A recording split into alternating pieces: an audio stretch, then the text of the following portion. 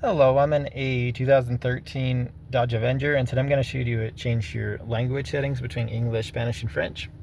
So first make sure vehicle's on, and then from here we'll go through our menus, and you should see system setup, and then the language.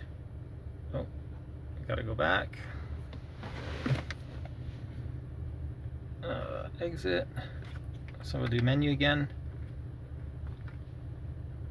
System setup. Language. And then here you got your French and your Spanish. So let's say we want Spanish. And save. It should auto update everything.